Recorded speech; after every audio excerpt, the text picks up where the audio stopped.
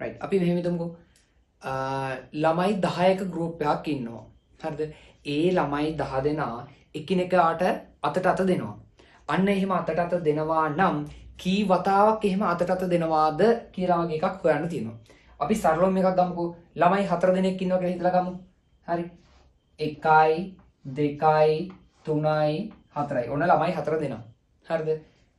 මෙයාට අත දෙනවා මෙයාට අත දෙනවා මෙයාට අත දෙනවා එතකොට කීයද අවස්ථා ඔන්න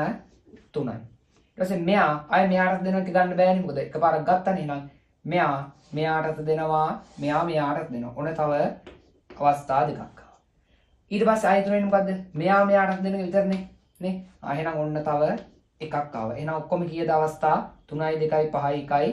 6යි ඒ කියන්නේ ළමයි 4 දෙනෙක් හිටියොත් එකිනෙකට අතට අත දෙන අවස්ථා කීයක් තියෙනවද 6ක් තියෙනවා පැහැදිලිවම හරිද හැබැයි අපිට ඕක පොඩි ළමයි ගානක් තිබ්බොත් ඔය අර 10ක් වගේ හිටියොත් අපි බලමුකෝ දැන් 10ක් මෙහෙම අඳින්න බෑනේ අපිට අන්න ඒ වගේ වෙලාවට අපි පොදු ක්‍රමයක් පාවිච්චි කරනවා මෙන්න මේක ඒ තමයි ළමයි ඉන්නේ 10යි නම් අපි ඒ සංඛ්‍යාව වැඩි කරනවා ඒ දුන්න සංඛ්‍යාවට වඩා එකක් අඩු වගේ ඒ කියන්නේ